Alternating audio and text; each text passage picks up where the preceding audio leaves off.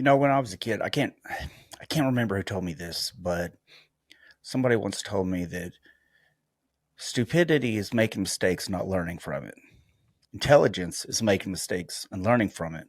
But wisdom is watching other people make mistakes and learn from them. And I took that to heart. And I've always watched people. I didn't talk a lot when I was a kid at all, but I watched people all the time.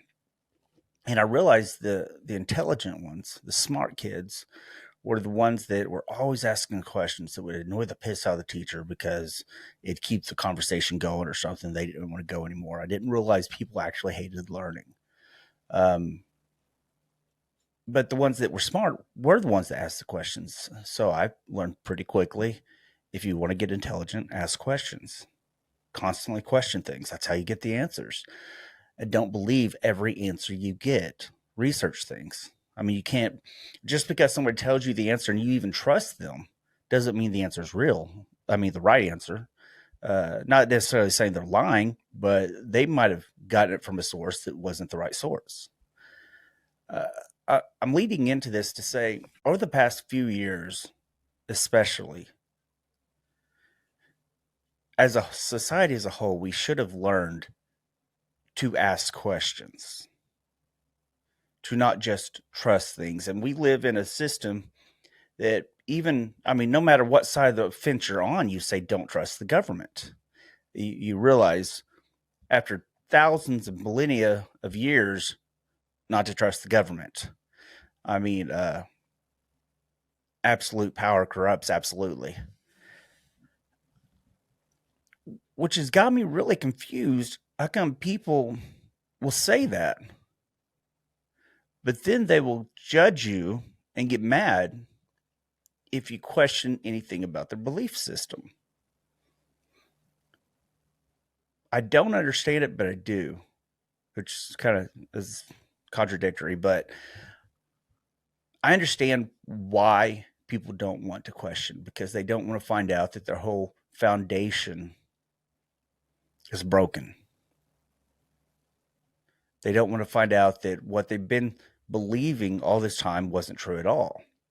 But people get absolutely awful with it. They get horrible. I mean, they get mean, telling you how stupid you are for believing something that they don't believe. And it just doesn't make any sense to me, because you would think if you're a truth seeker, the education is important. Did you find out? But you have people that say don't believe the government of today, but trust the government from 400 years ago. Don't trust the Catholic Church, but trust them from 400 years ago. Of course, the Catholics aren't saying don't trust the Catholic Church, but a lot of Protestants are. But you're always hearing this contradictory, and it's because people don't hear things that go against their own values. They don't even see that it's contradictory. And we should be questioning everything. I don't say anything I'm saying is right. I'm saying it's questions I've had. It's things that I've found, truths that I have found. I mean, the Bible is not the original Bible. That's a fact, but a lot of people will act like that's not a fact. That this is the Bible. It's the only Bible, King James Version. I mean, there's been hundreds and hundreds of different versions made before that and after that, made by different people with using different manuscripts they found.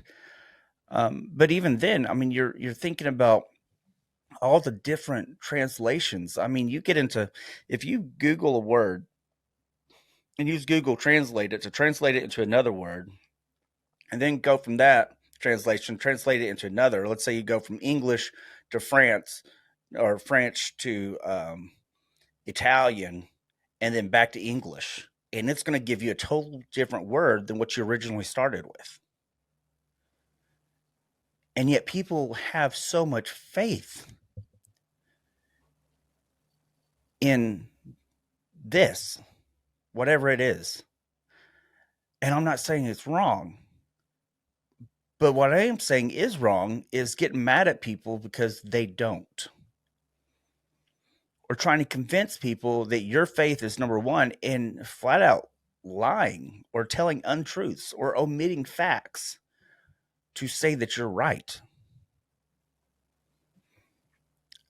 I have a few friends that are very, very strong Christians.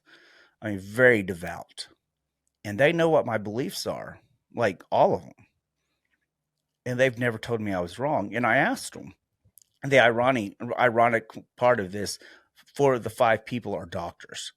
But I've asked them why they don't judge me for it when other Christians do judge me. And the answer is unanimous. Well, we don't know. Everything's based on faith. Why can't, and comes to the foundation of the question I have, why can't people openly admit that they don't know? That it's pure faith. I mean, I have people saying that, oh, you can't have faith in man, but then they have faith in the Bible. I'm like, well, the Bible was written by man. They're like, no, it's written by God. How do you know? Because man told you. That's literally the only way you would know. Oh, well, Paul was inspired by Jesus. How do you know? How do you know that Saul didn't plan up this scheme and say, we're losing the war against Christians, so I'm going to rewrite history. I'm going to write it as if I'm this guy and I died and I befriended Peter and I did this. I'm not saying this is true, so don't lynch me. Don't burn me at the stake. I'm saying that these are questions that I had that most people are not willing to have because they're going to get judged for it. Because you get judged for the questions, which is a strange concept to me. Judging somebody because they dare ask a question? But people do a lot. I mean, it's all over. Facebook Reels is one of the worst places to actually post a reel because most of the comments you get are going to be haters. Instagram, same thing. Most of them haters. Twitter, mostly haters. YouTube, it's kind of iffy. And Rumble is iffy. But it's like people use this to hate you because you ask them questions that they don't like, that goes against their beliefs and values. But isn't it possible that Paul created this whole thing because he was losing the war against Christianity and wanted to hone it in to this one and control the belief system? Now I'm in dangerous territory. Now people are going to say that I'm trying to destroy Christianity. No, I'm not. I still believe firmly what Jesus said or what he taught. I think some of the things that Paul has said that he said doesn't quite jive. I mean, he was constantly talking about pray to the Father. But he suddenly, after he dies, he wants people to worship him. But he never said to worship him. He said pray to the Father. His last words was praying to God. And what he said in Aramaic, it's been translated wrong. People say he said, Father, why have you forsaken me? Which would be completely ironic, since the whole time he's been saying that God will not forsake you. And then when he dies, on the cross, he says, God, why'd you forsake me? That doesn't even make sense. But in the Aramaic, what he actually said was, for this I had been spared, saying he survived all this time because he was supposed to die on the cross.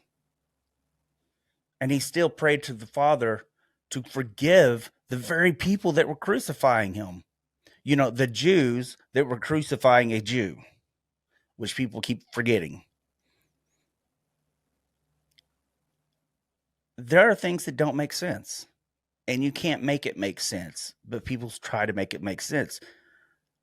Just because you find things that don't jive doesn't mean that that the Bible isn't valuable. It doesn't mean Christianity suddenly goes away. That's why I say you have to have faith in God instead of purely worshiping the Bible. And yes, there are people that worship the Bible. I have talked to these people that said you can't talk to God unless you read in the Bible. That's the only way you talk to God, and that's how God talks to you.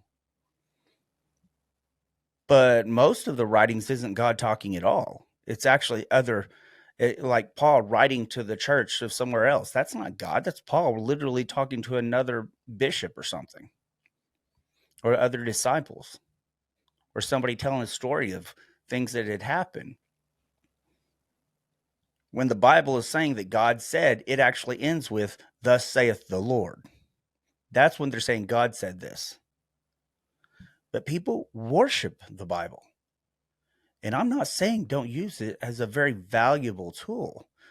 I'm saying that goes against the very thing Jesus talked about.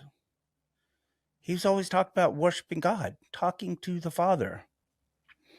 And when somebody says the word of God, I'm not thinking of the Bible. I'm thinking literally God talking to you, because why can't God talk to you?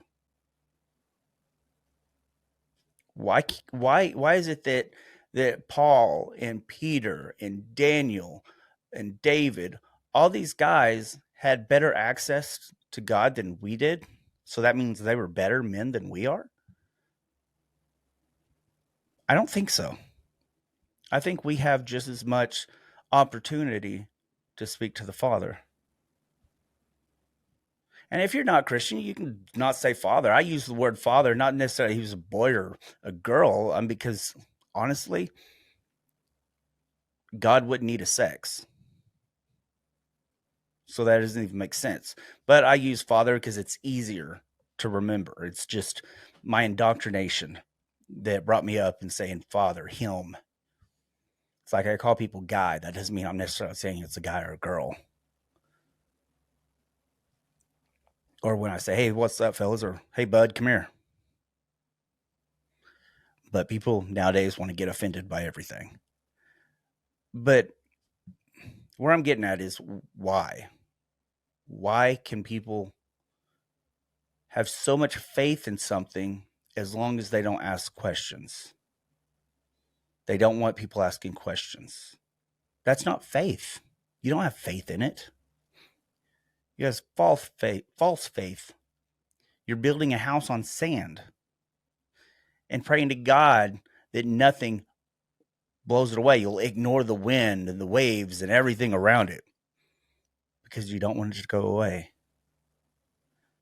Well, how about question everything and fill the cracks with truth and understand you're never going to know everything until you die or until you leave this body. Every great master through the ages, master teachers, including Jesus, whether you believe he's divine or a prophet or whatever, he was still a teacher, said to question everything.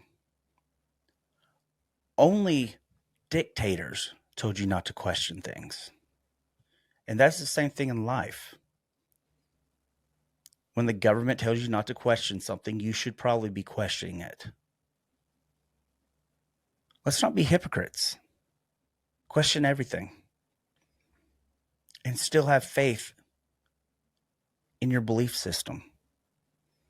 My faith is stronger because I asked the questions, because I wasn't scared. You're not going to go to hell for asking questions.